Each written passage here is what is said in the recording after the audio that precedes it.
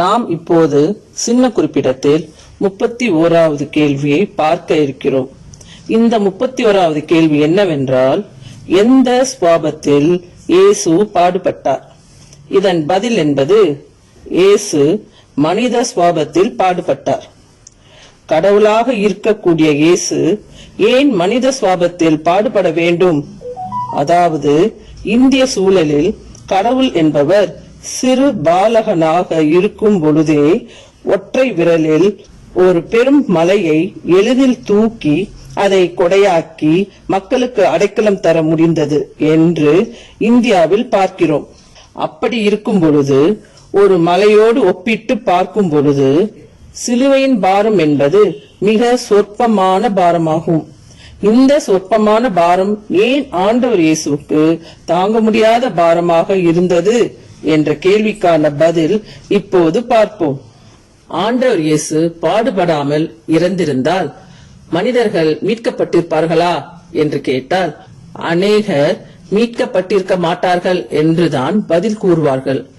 ஏன் அவ்வாறு என்றால், அந்த அநேகர் என்ன நம்புகிறார்கள் என்றால், மனிதன் பாவம் செய்ததால் அவன் தண்டிக்கப்பட வேண்டும் என்றும், எனவே அந்த தண்டனையிலிருந்து மனிதன் காப்பாற்றப்பட வேண்டும் என்றால் யாராவது ஒருவர் அந்த மனிதர்களுக்கு பதிலாக தண்டனையை ஏற்றுக்கொள்ள வேண்டும் என்றும், இவ்வாறு ஏற்றுக்கொள்வதுதான் மீட்பின் செயல் என்றும் நம்புகிறார்கள்.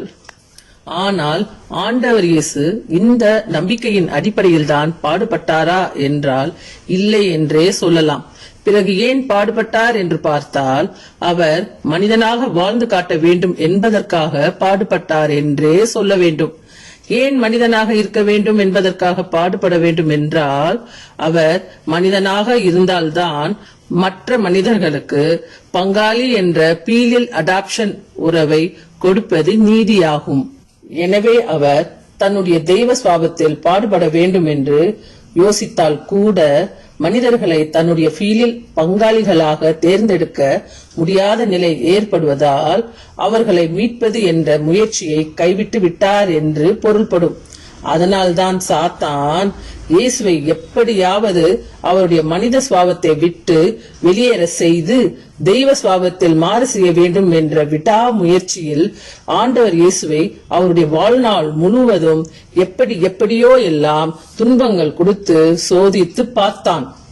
இந்த சோதனைகளை வெல்ல வேண்டும் என்பதற்காகத்தான் அவர் எந்த சக்தியும் இல்லாதவர் போல் செயல்பட்டு சாதாரண மனிதனை போல் சக்தி குறைந்தவர் போல் மக்களை காப்பாற்றுவதற்காக தன்னுடைய உண்மையான சக்தியை வெளிப்படுத்தாமல் ஒரு முழு மனிதனாக வாழ்ந்து காட்டினார். இவ்வாறு இயேசு எந்த சூழலிலும் ஒரு சக்தி அற்றவர் போன்றே வாழ்ந்து தன்னை எல்லா சூழலிலும் வென்றுவிட்டாரே என்ற அவமானத்தால் சாத்தான் இறுதி கட்டமாக வன்முறையை பயன்படுத்தியாவது அவரை அநீதியான முறையில் கொடுமை செய்து இறுதியாக ஒரு கை பார்க்க வேண்டும் என்ற முயற்சியில்தான் சாத்தான் ஆண்டவர் இயேசுவுக்கு சிலுவை மரணத்தை கொடுக்க முடிவு செய்தான். அதாவது இதுவரை எந்த மனிதனும் அனுபவித்திராத அளவிற்கு கொடுமைப்படுத்தினான். ஆண்டவர் இயேசு சாத்தான் மீது கோபப்பட்டு வெகுண்டு எழுவார் என்று எதிர்பார்த்து அடி என்று அடித்து பார்த்தான். அவனுடைய அடி ஒவ்வொன்றையும் வாங்கிய இயேசு தான் கோபப்பட்டு விட்டால் மனிதனை மீட்க முடியாமல் போய்விடுமே என்பதை மனதில் இருத்தி ஒவ்வொரு முறை அவன் அடிக்கும் பொழுதும் தன்னுடைய உண்மையான சக்தியை வெளிப்படுத்தி காட்டாமல் மனிதர்களை தம் பங்காளிகளாக மாற்றிக்கொள்வதில் தனக்கு எவ்வளவு வாஞ்சையும் அன்பும் உள்ளது என்பதை மட்டும் வெளிக்காட்ட மனிதனாகவே அனைத்து பாடுகளையும் ஏற்றுக்கொண்டார். எனவே அவருடைய பாடுகள் என்பது உண்மையானது. ஒரு மனிதனை எவ்வளவு தூரம் அவை புண்படுத்துமோ அவ்வளவு தூரம் அவரையும் புண்படுத்தியது. எனவே எந்த சுவாபத்தில் பாடுபட்டார் என்றால் ஆண்டவர் இயேசு மனித சுவாபத்தில் பாடுபட்டார் என்று கூற வேண்டும்.